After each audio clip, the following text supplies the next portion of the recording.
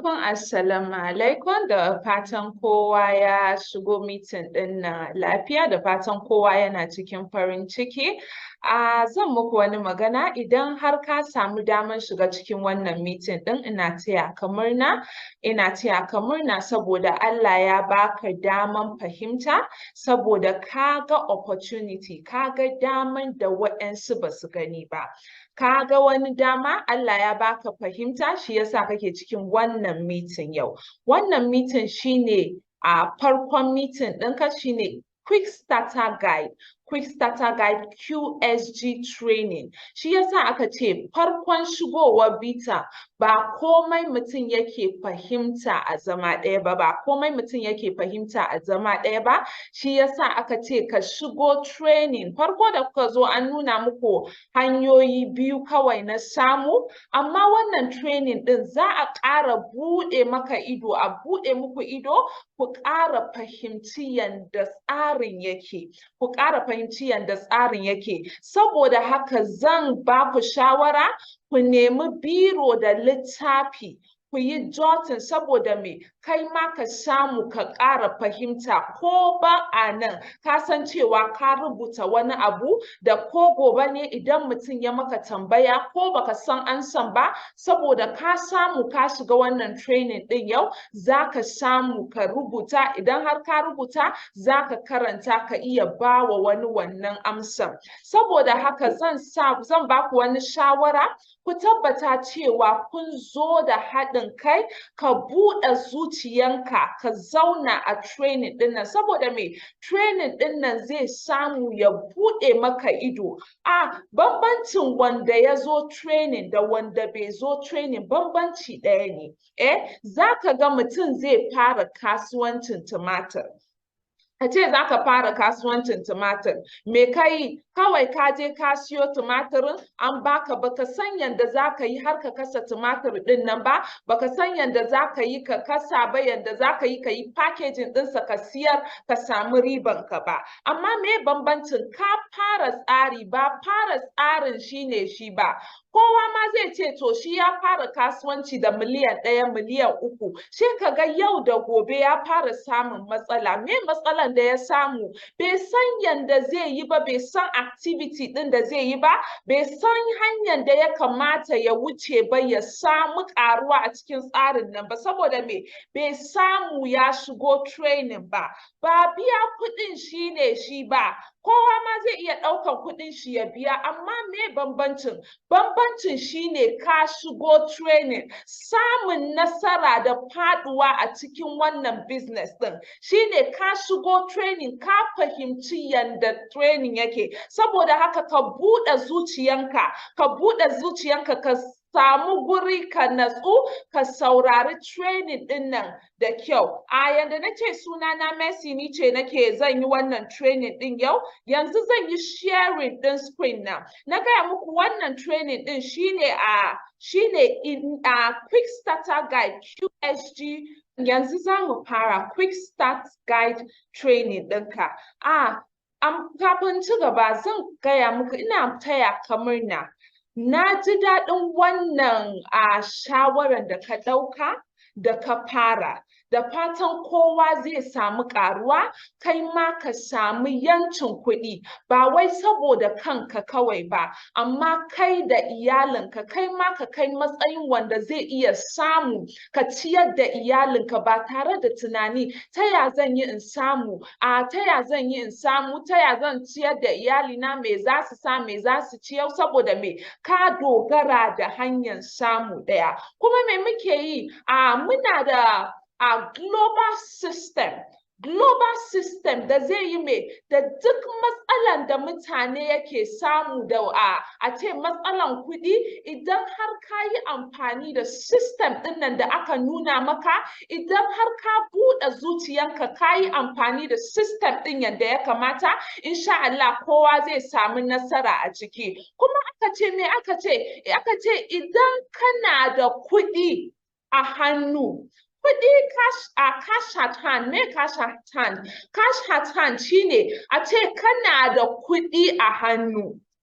Kana da kuɗi ba wai cash flow bane ba. Kuɗin nan da kake da shi, a ce baka da wani ɓangare da kuɗi suke shigo ma, kai dai ka san kuɗin nan, a ce yanzu kana da miliyan 1 a cikin account ɗinka, baka da wani ɓangare da kuɗi suke ƙara shigo ma. Yau ka kashe kuɗi, gobe ka ƙara kashe kuɗi, me zai yi? Kafin ka rufe idonka ka buɗe shi, zaka ga kuɗin nan zai ƙare. Saboda me? Baka da wani hanya da kuɗi suke shigo ma. Kafin ka sani, ka biya kuɗin wuta, ka ci abinci, ka biya kuɗin gida, ka biya kuɗin makaranta, a ɓangare ɗaya kake, kuma kuɗin nan ba sa ƙara shigowa.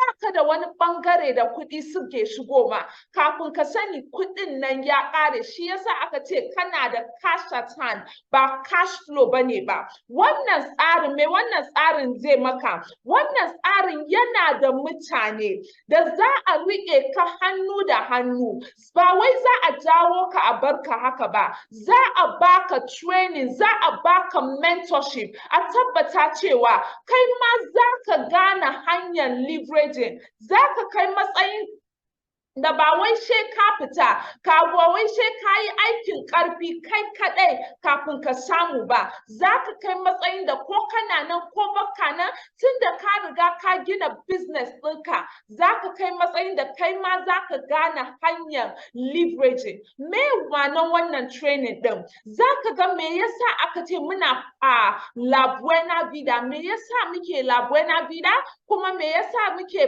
partnering da M Global, me yasa muke partnering da M Global, kuma za ka san mahimmanci, za ka san darajar samun account ɗaya.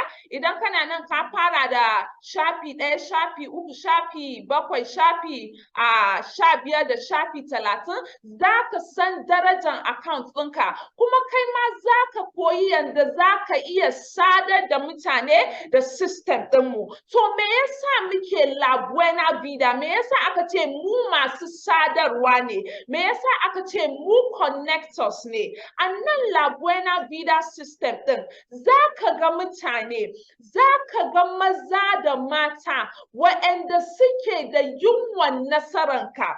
Waɗansu system da muka yi da yawa, me za su yi? Kawai za su baka kaya ne, ba su san yadda za ka yi ba, kawai kai ka je ka siyar da kayan ka dawo. Amma a wannan system ɗin, za ka ga mata da maza da suke da yunwan nasaranka. Sanadiyan kana cikin wannan ƙungiyar na La Buena Vida, za ka samu healthy and happy family. Saboda me? Za a baka kaya. A ce yanzu ka fara business ɗin nan, an buɗe maka manhaja, za a baka kayan da ya wuce kuɗin da ka biya. Kuma me kayan? Shi yasa aka ce me? Ka yi amfani da kayan, ka yi amfani, you buy, use and connect. Ka yi amfani. Kuma duka kayan nan 100% organic products ne. Suna da alkaline. Ba wai wanda za ka sha yau gobe an ce maka ka samu matsalar kansa ba. Za ka samu, kai ma jikinka zai gode maka. Sanadiyar me? Kana amfani da products ɗinsu. Kuma za ka samu yanci, ka samu inda za ka samu makaranta masu kyau sanadiyar kana a wannan ƙungiyar. Kuma kai ma za ka kai matsayin da za ka samu gidanka ba tare da za ka fara biyan kuɗi da yawa ba. Kuma za ka kai matsayin da za ka samu yancin kuɗi. Kai ma za ka kai matsayin da za ka samu mota. Kuma kai ma daɗin yanzu shine me? Kai ma za ka samu ka iya taimakawa wa'yansu. Ba za ka jira gwamnati su maka ba. Ba za ka jira gwamnati su kawo kuɗi ba. Ba za ka jira gwamnati su je su biya, su zo su mallaka maka boho ba. Amma sanadiyan kai ma ka samu, za ka iya taimakawa wa'yansu. A nan daɗin yake. To yanzu me yasa muke partnering da Alliance in Motion Global? Why M Global is the best option for now? Yawa, Alliance in Motion Global suna partnership da Nature's Way USA. In ka duba history din Nature's Way USA din nan, Nature's Way USA sun wuce a shekara 20 suna production. Yanzu su ne suke mana duka scientific products din nan da suke kula da jiki. Yanzu idan aka ce organization suna partnering da irin wayannan organization din, ka san organization din ba karami bane ba. Kuma muna partnership na Alliance in Motion Global, suna partnership da DSM, suna partnership da WIDA, suna partnership da Ego Block. Kuma a nan Nigeria suna partnership da EcoBank, suna partnership da SON, suna shine Standard Organization of Nigeria, kuma suna partnership da Access Bank. Shi yasa idan ka fara har ka bude manhajanka, za a ce ka je ka bude Access Bank account. Kuma me ana baka value. Yanzu Alliance in Motion Global suna da products. Idan muka ce mu fara product sampling din su, ba za mu bar meeting din nan yau ba.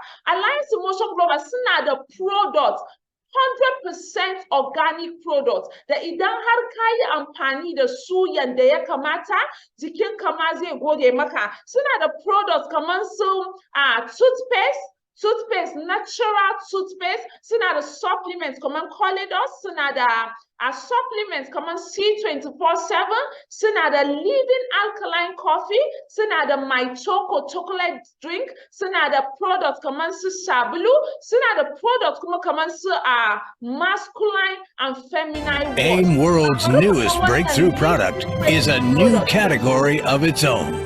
Doctor-formulated Eye Protect 24/7. A triple patented antibacterial and antiviral mobile self-protection product made in the US. A Japanese technology backed by 30 years of laboratory and clinical research. Eye Protect 24/7 comes in a specially designed carrier necklace. When worn, it creates a green zone by emitting invisible fumes within a 1 to 2 meter range.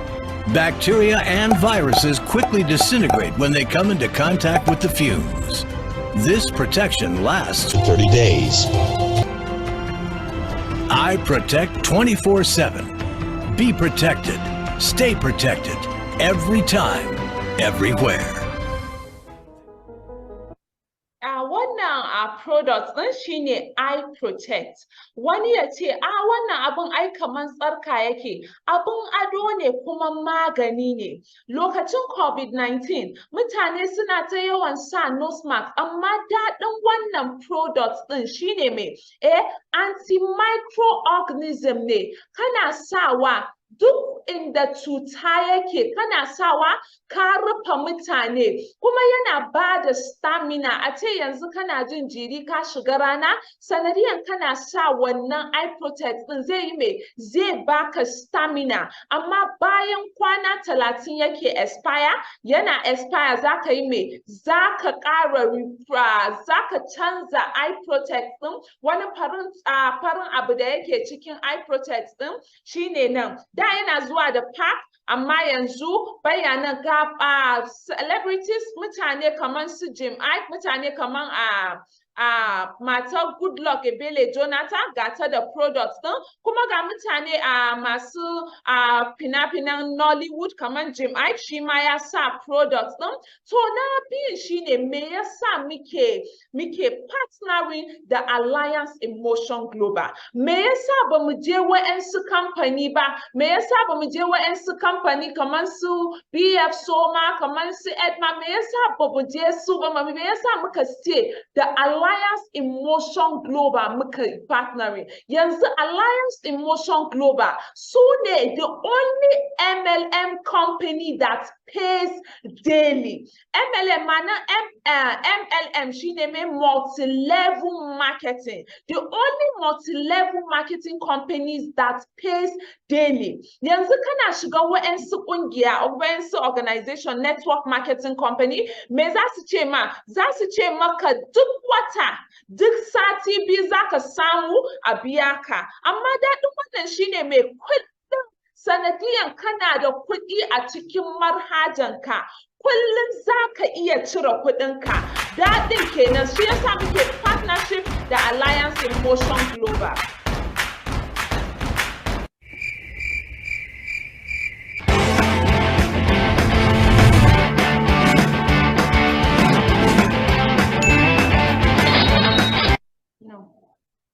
Wannan ukun shine me yasa muke partnering da Alliance in Motion Global shine ba she ka je ka siyar da kaya zaka samu kuɗi ba.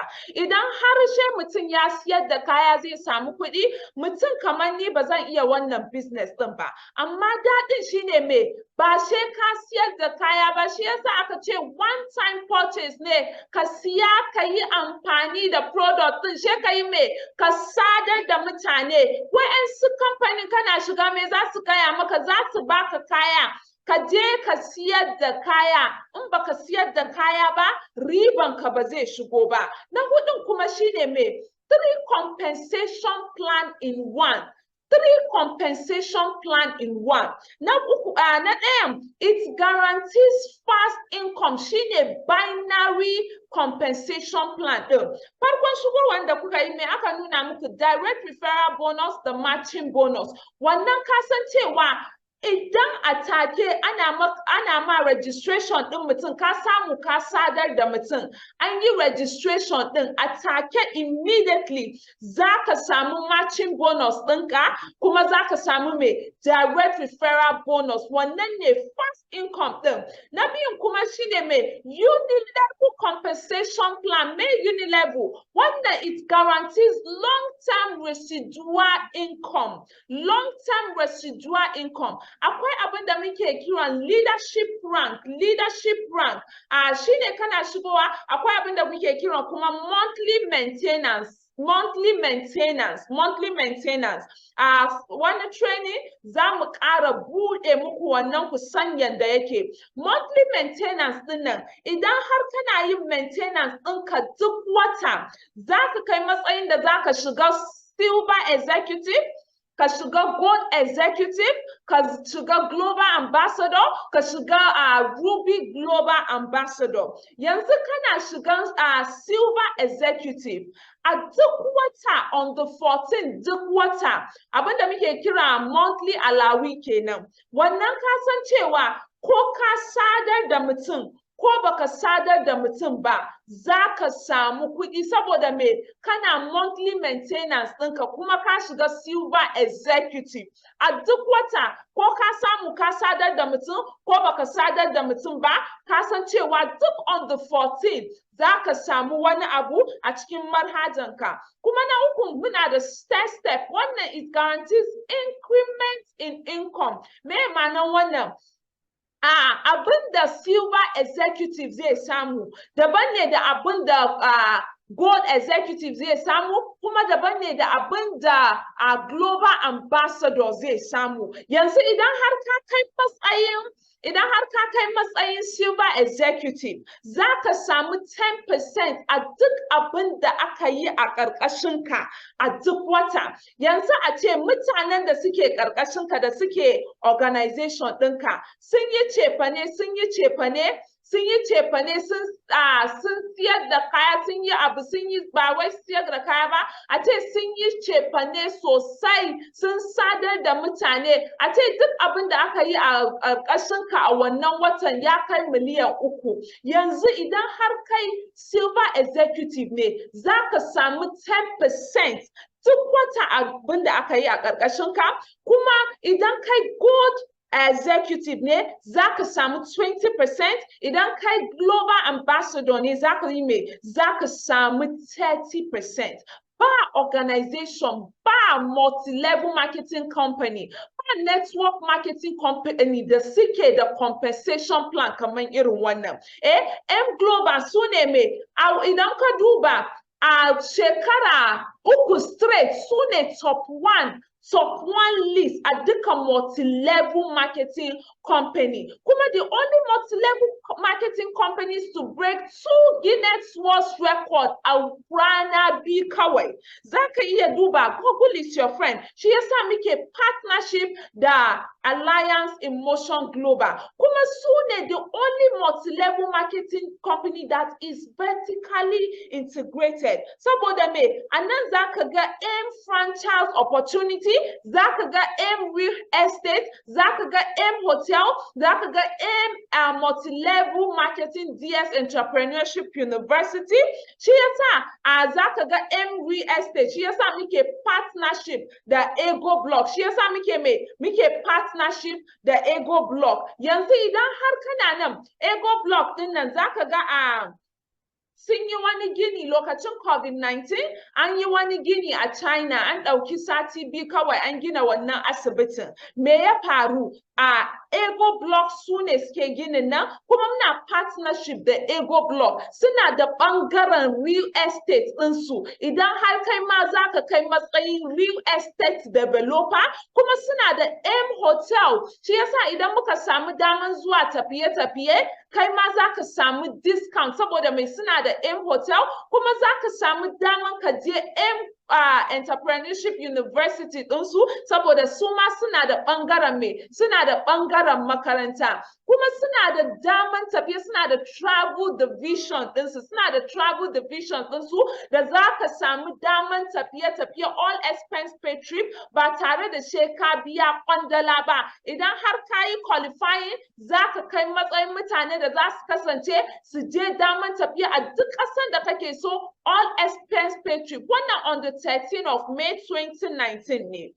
Partners ɗinmu, mutanenmu da suka samu daman tafiyar Philippines kenan. Wannan a 2018 kenan, an samu 32 qualifiers kawai. Mutane 32 kawai su ne suka samu daman zuwa wannan tafiyan. Amma a 2019 partners ɗinmu da suka samu daman tafiya all expense paid trip to Philippines, mutane 138 qualifiers ne. Me wannan ya gaya maka? Kullum kuke samun karuwa sanadiyar mentorship da jagoranci da za a baka, za a riƙe ka hannu da hannu a tabbata cewa kai ma ka samu nasara. Shi yasa kullum muke samun karuwa. A 2019 partners ɗinmu da suka samu dama zuwa Philippines kenan.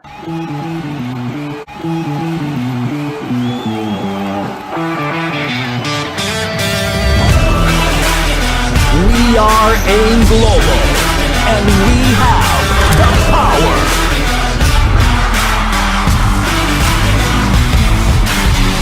Here we go. It's about time that we set it off. Here we go. Red lights, I could never stop. A dreamer with the fever to be great was all I ever want, was all I ever wanted. A fighter with the fever for the fame was all I Grabe! Grabe! Power! Who wants to be the next millionaire? Stop till we're legend.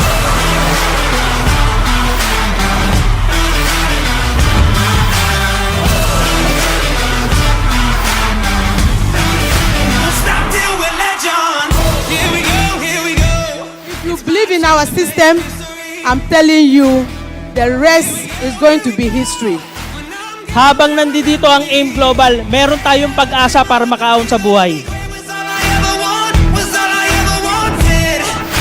A fighter with the fever for the fame was all I ever want, was all I ever wanted. Got me singing like bang bang, bang bang, bang bang. This fire's a weapon. Bang bang, bang bang, bang bang. Won't stop till we're legend.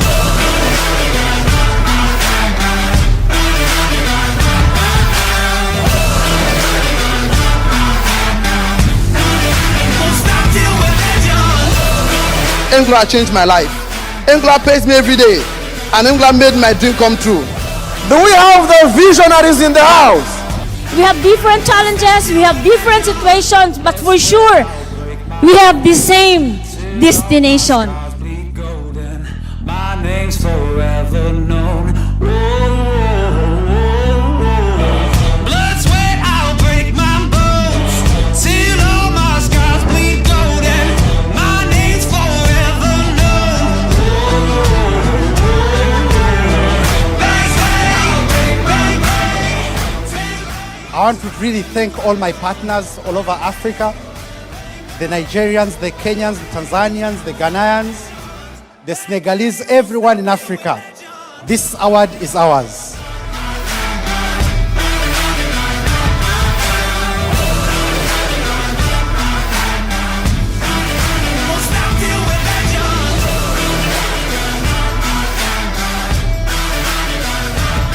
The company is here to build more bridge, to open more countries, to launch new products, to launch new divisions.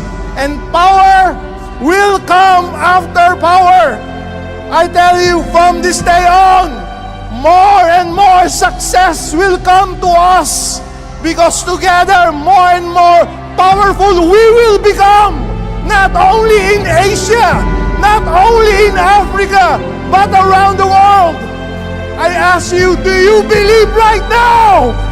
Do you believe that you have the power? That together we will be powerful!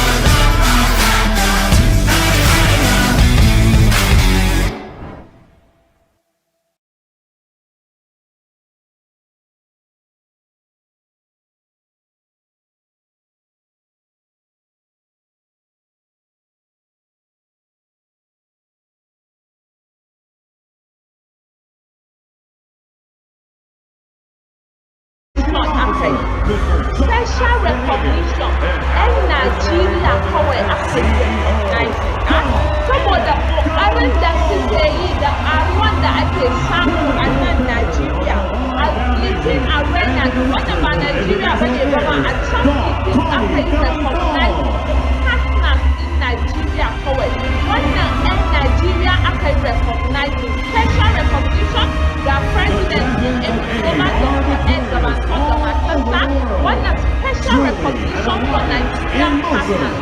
Global.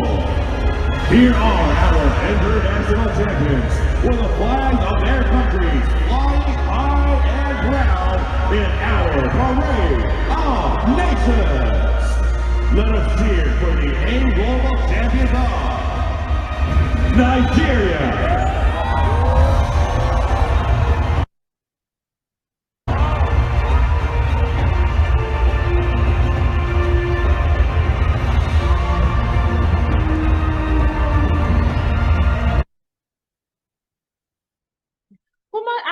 Daɗin shi ne me duka tafiye-tafiyen nan da za ka samu za ka yi qualifying ne ba wai za ka biya kwandala ba all expense pay trip wannan partners ɗinmu ne da suka samu daman zuwa Dubai da Ethiopia kuma za ka ga partners ɗinmu a Lagos ɗin yanzu to train leaders in the connected economy. Me goals ɗinmu me burinmu burin na farko shine me za a baka jagoranci a riƙe ka hannu da hannu a tabbata cewa kai ma ka zama leader kai ma ka zama mai sadarwa kuma me to transform the average Nigerian to financially free Nigerian through the connected economy a ce yau da gobe kai kawai kana nan duka aikin nan da kake nawa ake biyan ka nawa ne minimum wage da kake ansa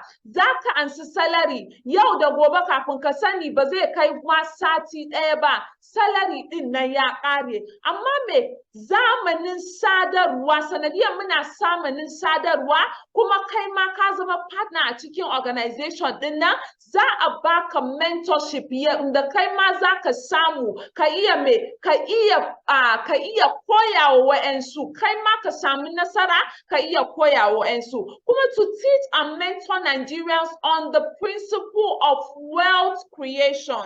Me wealth creation, yanda kai ma za ka samu yancin kuɗi, yanda kai ma za ka samu yancin kuɗi ba tare da sai ka jira salary ya shigo ba. Shi yasa za a ce ba wanda ya taɓa zama mai kuɗi sosai ta hanyar salary. Kuma to increase the numbers of homeowners in the next decade. Shi yasa aka ce muna partnership da Ego Block, muna da real estate division ɗinmu. Idan ka kula me ke cire kuɗi daga aljuhun ɗan adam sosai shine me kana biya kuɗin ranti, kana biya kuɗin gida. A ce nawa ne salarin da kake ansa? Kana ansan a ce 100,000 duk wata. Kana biyan kuɗin gida, kuɗin haya. A ce kana biyan 300,000 nawa ne kenan? Kuma za ka ci abinci, za ka kai yaranka makaranta. Amma daɗin shine idan kai ma ka samu ka mallaka gidanka, kai ma ka samu ka sami gidan. Shi yasa aka ce me kai ma za ka samu ka zama real estate developer. So with the with the La Buena Vida project, it is the first national cash flow, lifestyle and housing platform in Nigeria with billion-dollar global partners. Partners ɗinmu ba ƙasan da za ka je a Nigeria but da ba za ka ga partners ɗin La Buena Vida ba. A 2020 aka yi launching ɗin campaign ɗin a Dubai, a 2022 aka yi launching ɗin campaign ɗin a Kenya. Ba inda za ka je da ba za ka ga partners a nan ƙungiyan ba. Kuma ba wai za ka ga partners ba, za ka ga mutane da in ka ji labarinsu, da mutane ne ila suna aiki ko sun gama makaranta, samu ma su ci abinci matsala ne. Amma da suka fara wannan system ɗin, suka samu training, suka samu mentorship, su ma sun samu sun canza labarin su. Kuma in the beauty and lifestyle sector, with La Buena Vida, you can control global market shares without manufacturing, production, logistic, international certificates, and road selling. Yanzu daɗin wannan organization shine me ba wanda ya ce she ka je ka mallaka shagonka, ba wanda ya ce she ka je ka fara ƙirƙiro wani abu ka fara siyarwa. A'a, kai me za ka yi? Ka yi plugging a system ɗin. Akwai system already, akwai system ɗin da zai maka aiki. Akwai mutane ga maza da mata da su already sun baka system. Shi yasa aka ce me makaranta za a ce maka copy and paste bai da kyau, amma nan idan ka iya copy and paste za ka samu nasara. Saboda me akwai mutane ga masterminds, ga global ambassadors da su sun wuce hanyar sun samu nasara a ciki. Me aka ce idan kai ka bi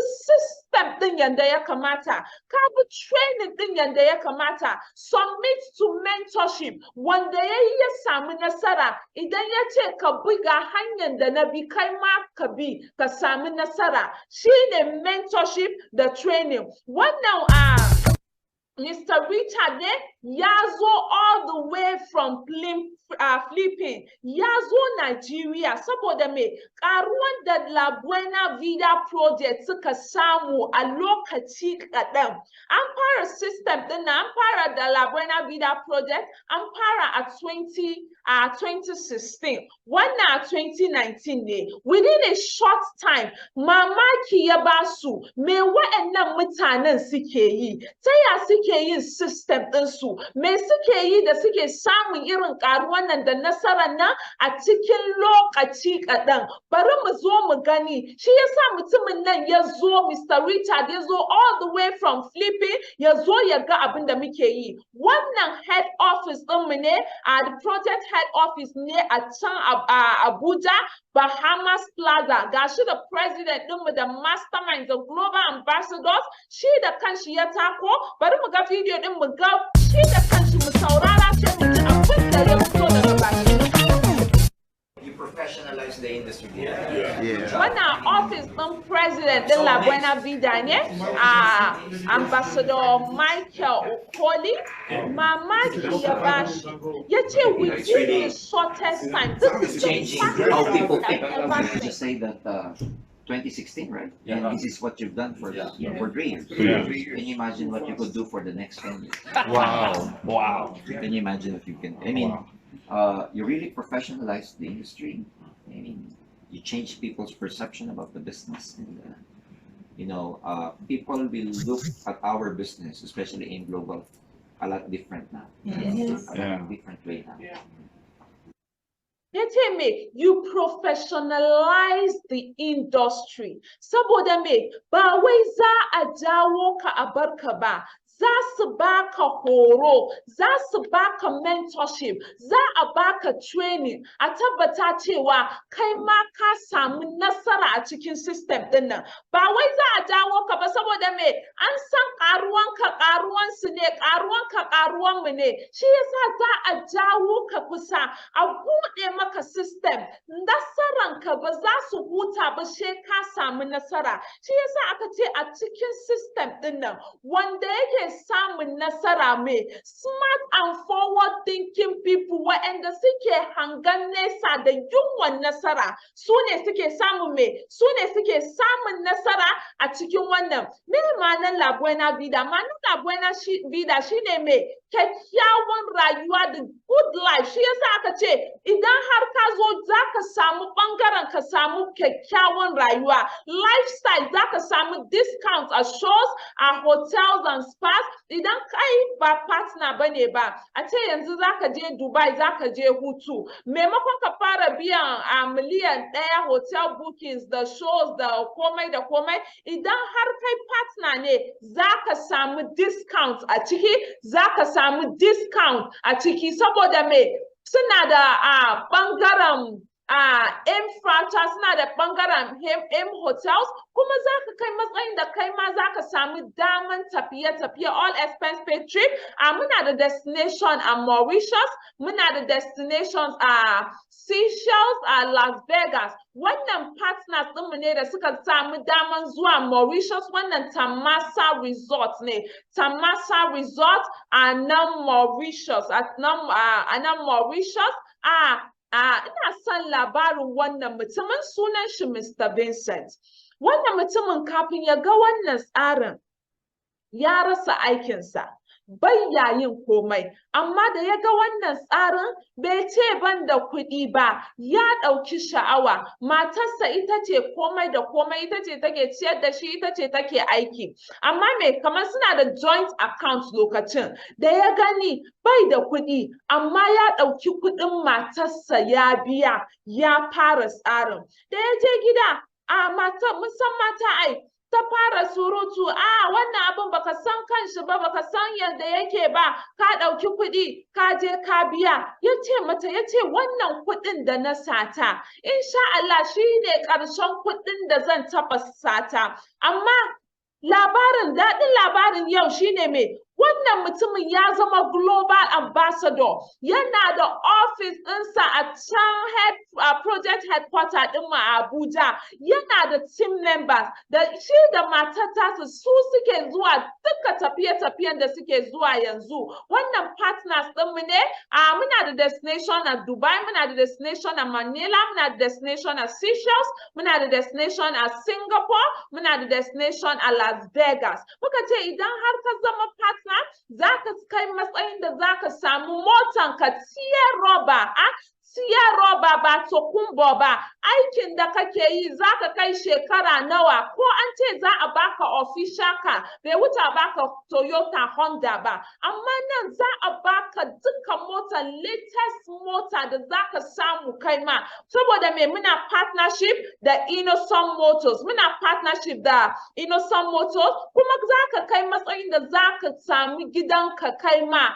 Ba wai ba wanda ya ce ka je ka ɗauki miliyoyi ka mallaka gida, kafin ka gama mallaka gidan nan sai an ce shekara ɗaya ya ƙare, shekara 3 ya ƙare. Kuma ba wanda ya ce ka biya kuɗin so ɗaya. Eco Block, wannan ginin soundproof, waterproof ne. Wannan ginin already fabricated ne, ba wai za ka je ka fara ba irin bulo din nan da muka sani bane ba.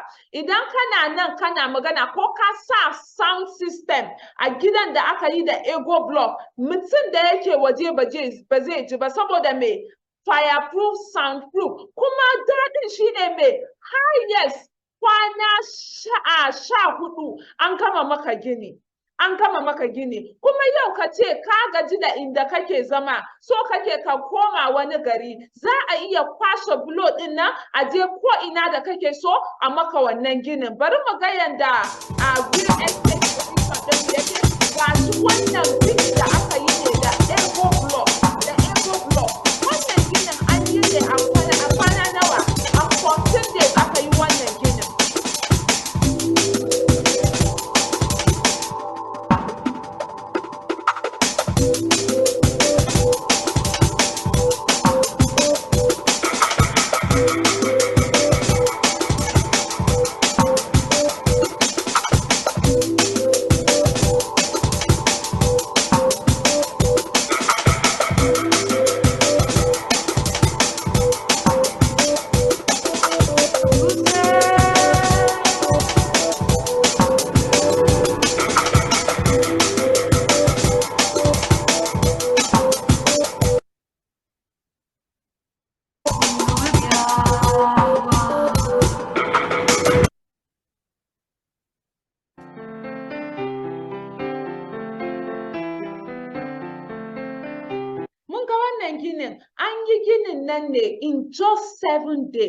In just 7 days, courtesy of Ego block. Wannan kuma Feed the Family project ne da aka yi Abuja. Wannan NTA Nigeria su ne suka ɗauki labarin nan. Su ne suka zo suka ɗauki labarin nan saboda me? Tsadin shi ne ba wai za mu samu na al'umma kawai ba. Mu ma za mu samu ne da wa'ansu. A nan ladan yake, shi yasa organization ɗin da yake samun karuwa saboda me kuma za mu samu ba wai mu samu ba mu ma za mu iya bawa wa'ansu ba hannun state ba hannun government mutane ne kaman kai da ni su suke yin wannan project.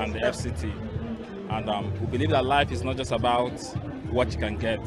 Life is more about what you can give. So the project is to make the Christmas a lot better for people. It's about mentorship. We are mentoring you from the word go. We guarantee that 2 to 4 years, the ordinary Nigerian is usually transformed to the extraordinary Nigerian. Where you see the fellow that does not earn more than 20,000 a month, we suddenly begin to earn over ₦1 million a day. It is so possible. So we make money. Yawa kuma wannan ma Feed the Family project. What's going on, Kano? It's La Buena Vida again. Feeding 800 families in Kano. Amma ba wai muka je mu fara nuna muku duka da aka yi ba za mu bar nan yau ba. Shine daɗin shi yasa muke samun ƙaruwa kuma organization ɗin yana girma kullum. Saboda ka san mutane da za su tashi a wannan ƙungiyar za ka ga mutum mace ɗaya. This matter we see today, na courtesy of men and women, we say God don't bless, we say this organization don't bless, don't empower, change their story. So we want to reach outside the society. People will say that they need the poor, the helpless.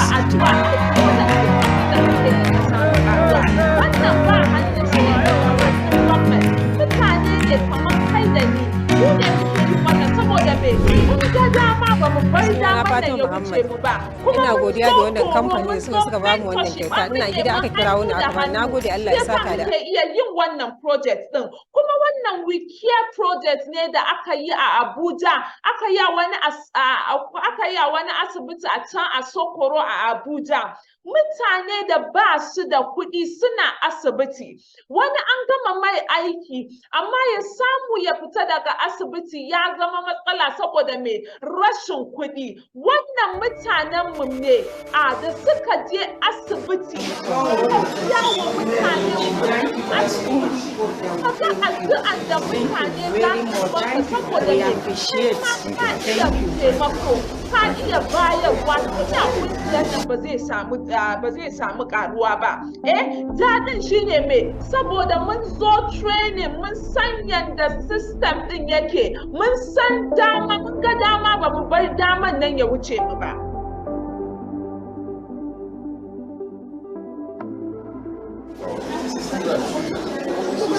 20,000 will clear, and then just hold on to 20,000. So that'll be okay. Maybe for the little things.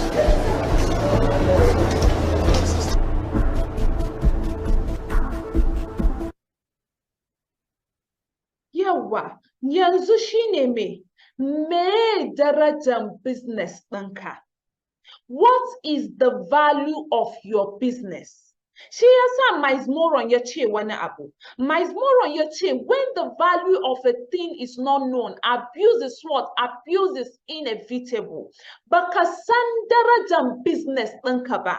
Wani ne da bai san darajan abin da yake hannunsa ba. Shi yasa za ka ga mutum yau ya fara business ɗin nan. Yana zuwa gida ya ce ma abokinsa, ga abin da na fara fa. Abokin shi ya ce, kai kila kayan abin nan da kake kila ba abin damfara bane ba, kila da kwakwalwanka ka shiga cikin wannan tsarin. Sai kuma kai da baka san darajar abin da yake hannunka ba, ka je wani bangaren ka fara tunani, kana ta kila wannan abin shine kuwa, saboda me kana tunanin nan saboda baka san darajar abin da yake hannunka ba, baka san darajar business ɗinka ba. Idan har ka san mahimmancin abin da yake hannunka, idan ka san mahimmancin business ɗin da ka fara, ba za ka yi tunanin nan ba. Yanzu idan aka ce mana wane ya ƙirƙiro Apple, idan ba mu san Apple ba mun san iPhone ai. Idan aka ce wane ya ƙirƙiro Apple, kowa shi ya ce Steve Jobs. Ko ba haka bane ba, amma idan ka je research, ka yi research sosai, wanda ya yi developing ɗin software da ya ƙirƙiro Apple shine Ronald Wayne. Ronald Wayne wannan mutumin na ƙasa. Amma yau mutane ba sa jin labarinsa saboda da ya ƙirƙiro a iPhone ya ce ƙila wannan abin zai yi kuwa, ƙila mutane za su yi wannan abin, ƙila mutane ba za su yi wannan abin.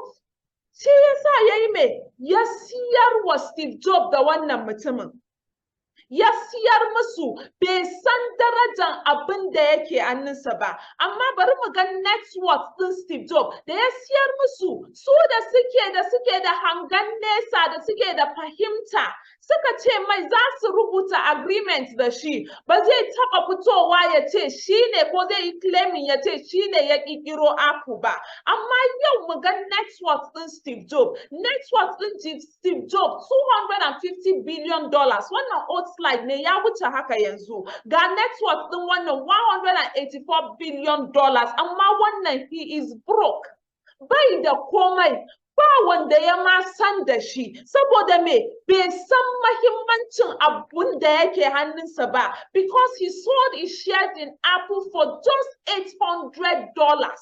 $800, which is estimated to be more than $65 billion today. Wannan mutumin bai san mahimmancin abin da yake hannun shi ba. Idan aka ce mutane kamar su Mark Zuckerberg, wanda yake da Facebook, shi ma yaukacin da ya fara, ya ƙirƙiro abokinsa ya sa su a waje ɗaya, ya nuna musu abin da ya fara, suka fara mai dariya, suka ce abin nan ƙila ba zai yi ba, wane zai ɓaci lokacinsa yana yin abin nan. Idan Mark Zuckerberg ya ce kai saboda dariyan da mutanen nan suke mun, bari ni ma in bar software din Facebook din nan, za mu ji labarin shi yau? Ba za mu ji ba. Idan mutane kamar su Jeff Bezos, lokacin da za su fara Amazon, da suka fara daga cubicle, daga ɗaki ɗaya, idan suka ce saboda dariyan da mutane suke mun, bari Jeff Bezos, ba za mu ji labarin shi yau ba. Baka san darajan abin da yake hannunka ba. What is the value of your business? Mehe mahimmancin business ɗin nan da ka fara? Me darajan tsarin nan da ka fara? Idan baka san darajan abin da ka fara ba, shi yasa training yake da mahimmanci sosai. Saboda ba za ka haɗa wanda ya zo training da wanda bai zo training ba. Wanda ya zo training ya san abin da yake. Idan mutum ya ce mai kai kila wannan abin da kake yana da kyau, zai ce na san abin da nake, saboda me ka so training. What is the value of your business? What is the value of your business? Wayansu suna nan sun fara da manhaja ɗaya, sun fara da $49,990, 50,000 ba 10. Yanzu idan har ka yi maximizing ɗin account ɗinka, ɗin potential ɗin account ɗayan nan naka, za ka iya samun 102 million naira profit per annum a duk shekara kenan. Idan kuma ka fara da shafi uku, manhaja uku kenan, za ka iya samun 306 million profit a duk shekara. Kuma idan har ka fara da 15 a 5 accounts ko 15 account, potential ɗin account ɗinka kenan. Mahimmancin account ɗinka kenan. Kuma me yasa wayansu ba sa samun nasara a cikin multi-level marketing? Me yasa? Saboda me? Ponzi scheme. Ponzi scheme, me Ponzi scheme? Mun ga kamar su MMM, wanda ba su san wannan ba. Ponzi scheme shine me? Wa mutum zai gaya maka ka sa 20,000 kafin awa ɗaya za ka samu 40,000. Kai kuma wanda baya son komai da suke son kuɗin ruwa, ce su sa kuɗin su, baka san office ɗinsu ba su da product, ba su da komai da komai, saboda Ponzi scheme. Kuma non-compatibility of the company and Nigerian economy. Wayansu company, wayansu multi-level marketing company, ce su ce sheka biya da dollar, sheka fara da dollar, ba za su iya yi da Nigeria da Naira ba, Nigerian currency. Daɗin Alliance Emotion Global kenan da the partnership, saboda ko da Naira ɗinka za ka iya fara. Wani kuma companies in their formulation stage, company da suke farawa kawai suna farawa so suke su gani yanda yake, ba za su iya samun nasara ba. Daɗin Alliance Emotion Global ke last year aka yi 10th year anniversary ɗinsu, sun kai shekara 12, sun kai shekara 12. So a ce kamfanin da za su kai shekara 12 a Nigeria, mun san they have stand the test of time. Kuma lack of a system. A duk organization ɗin da ba su da system, ba za su daɗe ba za su ma kai wata biyu before they crash. Daɗin wannan system ɗin shi ne me? Muna da system ɗin da za ka bi. Ba wanda ya ce ka je ka ƙirƙiro abu naka daban, ba wanda ya ce ka je ka fara abu naka daban. Akwai system naka je ka bi system ɗin yanda ya kamata, kai ma ka yi me? Ka samu nasara. So what makes network marketing powerful? What makes network marketing powerful shine me? Leverage and duplication. Idan har ka gane hanyar leverage da duplication, duniyan nan abin da yake ga mutane, duniyan nan na mutane ne, mutane ba sa karewa a duniya. Idan har ka san karfin aiki da mutane, baka dogara da karfin ka kawai ba, active income kenan, zaka yi me? Zaka samu nasara cikin wannan organization idan har ka gane hanyar leverage da duplication. Yanzu mu ga wannan Fumi me take yi? Tana aiki. Kuma a duk rana sai ta bada awa 6. Kuma a sati ɗaya muna da 7 days. Idan ka sa 6 times 7 zai baka nawa? 42 hours weekly. A duk sati Fumi tana yi me? Tana bada 42 hours of her time a duk sati. Yanzu if Fumi works a total of 168 hours monthly kenan, idan ka sa 42 times 4 weeks in a month kenan, zai baka 168,000. Yanzu a ce a kullum ana biyan Fumi 1,000 naira per hour, kuma a 1,000 naira per hour, then a wata ɗaya za a biya ta 168,000 kenan. 168,000. To bari mu ga wannan mutumin. Wannan mai sadarwa ne, shi yana sadarwa. Me yake yi shi? Shi yana ba da lokaci 6 hours of his time a duk sati. Every week. Fumi tana ba da 6 hours of her time a duk rana. Wannan kuma yana ba da 6 hours of his time a duk sati kawai. Yanzu mutumin nan, for just him, shi kadai kawai yana ba da 6 hours a duk sati. Yanzu mutumin nan yana da mutane 4 da suke ƙarƙashinsa, da su ma suna ba da 6 hours of their time a duk sati. Yanzu idan ka sa 6 times 4 zai ba da 24 hours.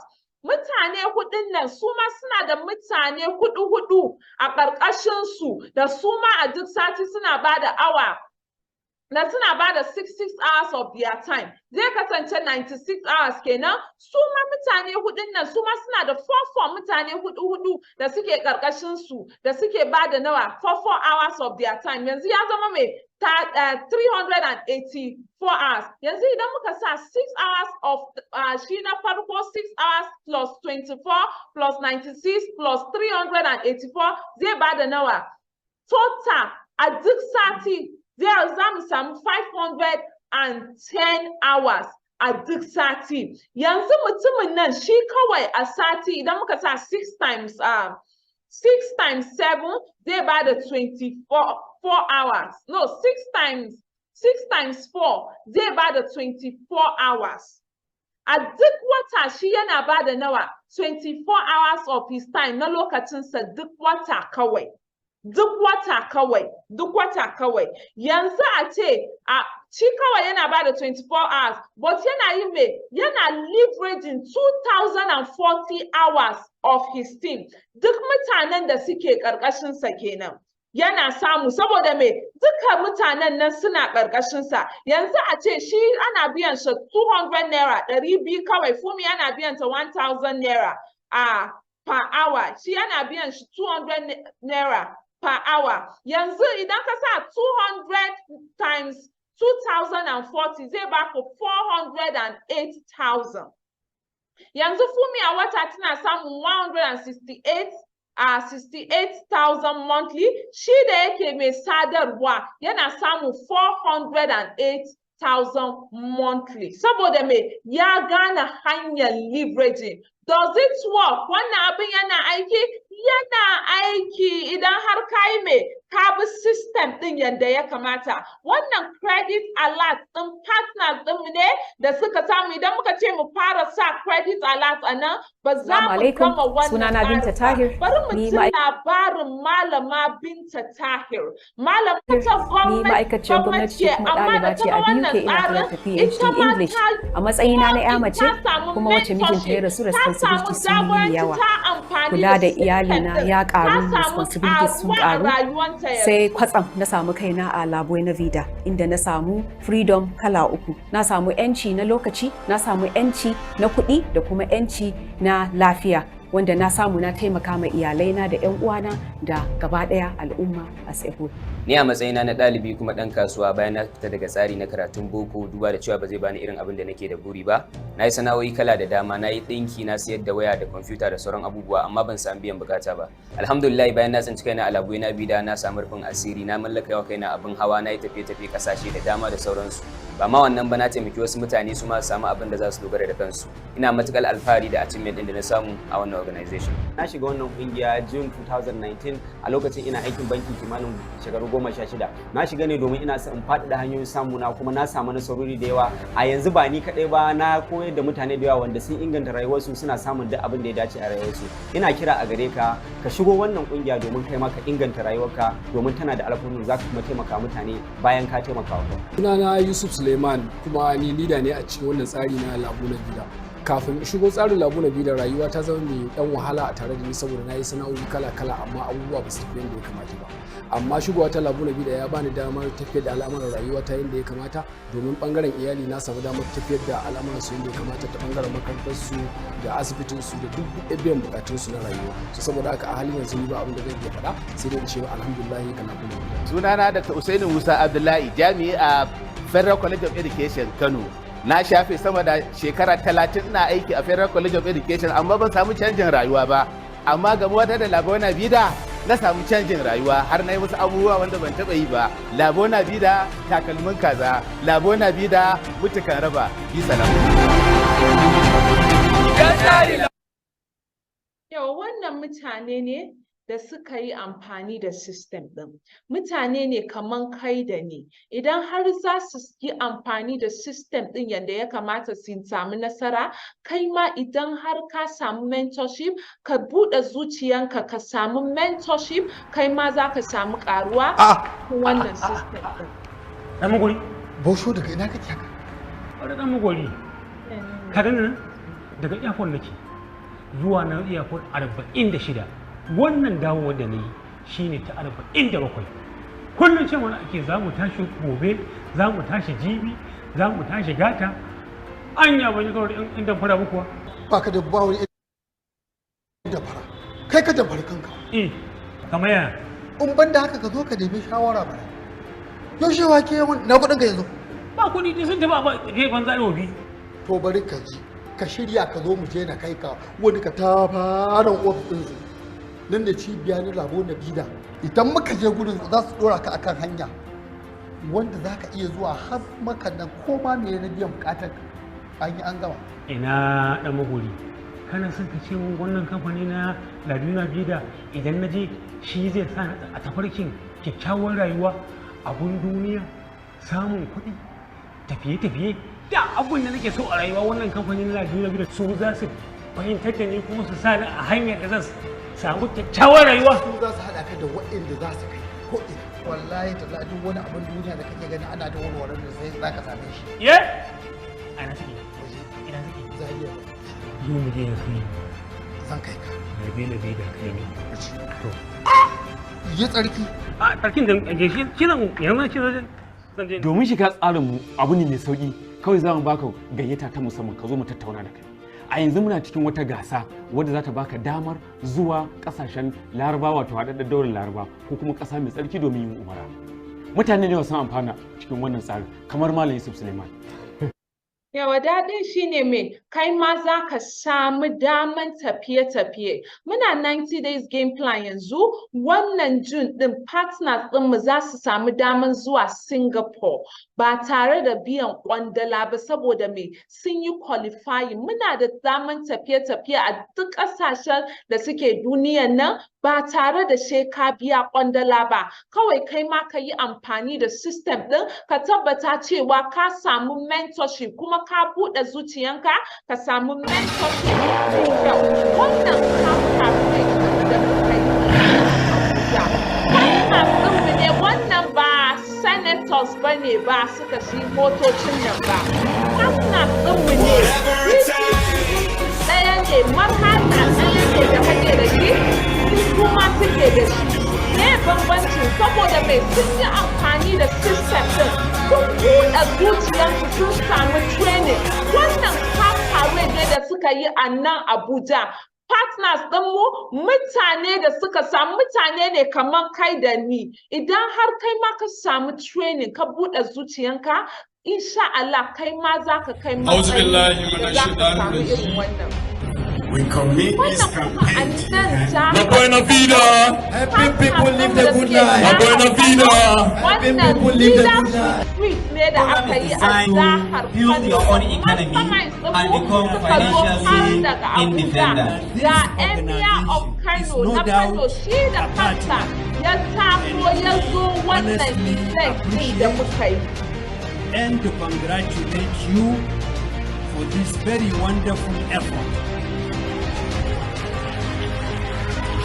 And that's why of all the events we're going to have today, yes, we're going to give you award, recognition, we're going to recognize a lot of persons today. But the most important of everything is this training. If you are making up to 5 million naira every month, you don't need to write. But if you are not making up to 5 million every month, you must what? You must write. 6 areas of loyalty, 6 spheres of loyalty. If you do these 6 areas, your life will never remain the same. So His Highness would have wished to be here to associate himself, identify himself with such noble objectives of alleviating poverty amongst our people. So his goodwill message is he wishes the two organizations very well and all himself, identify himself with such noble objectives of alleviating poverty amongst our people. So his goodwill message is he wishes the two organizations very well and also wishes fruitful deliberations and memorable occasions in the award and recognition ceremony. Thank you very much. The first area of loyalty is to... Yawa kuma wannan a partner ɗinmu ne ita ma da sanadiyan wannan organization din ta samu ta siyi Range Rover. Wannan Ambassador Didi Nwala ce, wannan ta gama makaranta a Copper ce da ta ga wannan tsarin, tana radio station da ta gama aka yi retaining da ana biyan ta 19,800 da aka ce za a yi retaining ta nawa aka ce za a na biyan ta as a permanent staff 20,000, amma da ta zo ta ga wannan tsarin bai ma kai shekara nawa ba ta samu ta siyi wannan Range Rover Sport din. Yanzu mun zo bangaren nan, yanzu wa'ansu suna nan sun fara da 49,990 marhaja ɗaya kenan, wa'ansu sun fara da 149,970 marhaja uku kenan, wa'ansu sun fara da 249,970 marhaja biyar, wa'ansu sun fara da 499,970, wa'ansu sun fara da mega vast package. Amma main benefit of having a multiple account over a single account, dadin shine me, kaman ka je kasuwa ba za ka haɗa mai shago ɗaya da mai shago uku ba. Duk yanayin da za a ce ba kasuwa, mai shago uku zai fi mai shago ɗaya samu. Yanzu a ce ka fara da one profit center, ka fara da marhaja ɗaya, an buɗe maka marhajan ka yi amfani da system ɗin ka sadar da mutane 8. An gaya maka system ɗin hannun hangu ne da hannun dama, mutane huɗu a hannun daman ka, mutane huɗu a hannun daman ka, yayi matching, ka samu matching ɗaya 7,000, 7,000, 7,000. Ba direct referral bonus nan, matching bonus ne kawai. Ka sadar da mutane uku, kana da account ɗaya ka samu nawa 28,000 naira. Yanzu a ce kana da account uku, kana da marhaja uku, kai ne nan, kai ne nan, kai ma ka sadar da mutane 8. Mutane 8 yanda mai shago ɗaya ya sadar da mutane 8 ya samu 28,000, kai da kake da 3 accounts, kai ma ka sadar da mutane 8 the same, ka samu nawa? Wannan yayi matching, ka samu nawa? Ka samu 63,000. Aiki ɗaya mai shago ɗaya da mai shago uku zai yi, marhaja uku da mai marhaja ɗaya, aiki ɗaya za ku yi. Mutane 8 mai ɗaya ya sadar ya samu nawa? 28,000. Mutane 8 still mai uku ya sadar ya samu nawa? Ya samu 63,000. Yanzu a ce kana da 7 profit center, marhaja 7 kenan, ka sadar da mutane 8 din nan kai ma, zaka samu nawa? Zaka samu nawa? Zaka samu 119,000. 119,000. Aiki ɗaya zaka yi. DTC ɗaya ne, saboda me? Kana da multiple profit center. Duk yanayin da za a ce ba kasuwa, mai shago uku zai fi mai shago ɗaya samu, mai shago 7 zai fi mai shago uku samu, sanadiyar mai kana da multiple account. Yanzu a ce za ka je nan daga duk inda kake, za ka je Abuja da wannan mashin, awa nawa zai ɗauke ka kafin ka je Abuja? Ƙila za ka kai kwana 2 kana hanya da mashin ɗin nan, amma za ka kai Abuja. Daɗin ma ko da account ɗayanka za ka yi mai, za ka samu kuɗi, za ka yi mai, za ka samu nasara. Amma saurin samu shi yasa aka ce mai masu multiple account. Yanzu wannan mai shago uku ne, idan aka ce ka je Abuja da wannan, ila awa nawa? Awa 6 zai ɗauke ka. Da wannan kuma zai ɗauke ka kamar awa nawa? Kamar awa 3, wannan zai ɗauke ka kamar awa 1, wannan kawai za ka rufe idon ka buɗe shi za ka ga kanka Abuja. Daɗin samun multiple account kenan. Yanzu kana ganin dama? An nuna maka komai da komai. Daɗin yanzu ka zama partner. Mun san cewa ƙaruwanka ƙaruwanmu ne. Shi yasa za mu buɗe maka komai. Kana ganin dama? Are you seeing the possibilities? M Global suna da kuɗi sosai, kar ka bar musu kuɗi. Shi yasa za a ce duk yanda za ka yi mai, ka yi maximizing, kar ka bar daman nan ya wuce ka, ka yi mai, ka ƙara profit center ɗinka, ka ƙara account ɗinka. Idan kana da account ɗaya, ka yi upgrading zuwa 3, 7 ko 15 ko 31 idan da dama. kafin a fara rufe ka, kafin a fara taushe ka, ka tabbata cewa kayi maxidating, liquidate all the earning potentials da zaka iya. Wannan testimony din wani mutumi ne da ya fara wannan tsarin a 10 years. Sunan shi Mr. Carlos Bonaventure. Mutumin nan shi injiniya ne da ya fara wannan tsarin a 10 years. Amma idan ka ga abin da ya fara ya iya mallakawa a 10 years din nan, a shekara 10 nan da ya fara, za ka sha mamaki. Nazarin da za ka yi yanzu shine mai aikin nan da nake yi, kasuwancin nan da nake yi, na kai shekara nawa ina yi, amma me na samu na mallaka. Wani yana active service ya ma kai shekara 20 ko Honda bai iya siya ba, bai da shi, bayan su Toyota ne da su, ko gidan ma da suke ciki har gidan haya ne. Nazarin da za ka yi shi yasa aka ce open yourself to mentorship, submit yourself to mentorship. Ka samu ka bude. Wannan mutum ne ga abin da ya mallaka, yana da gidansa ga sinima. Yanzu a ce ko baka da lafiya aka saka irin gidan nan, aka ji lafiyan ka lau, saboda me kana da rayuwar da kake so. Ka bar rayuwar maneji, ka samu kai ma ka faɗaɗa hanyoyin samun ka. Mutum bai ya dogara da mutum da abu hanyar samu ɗaya. Shi yasa kai ma za ka yi ne, ka samu irin wannan arzikin, ka samu kai ma ka buɗe zuciyarka ka samu training.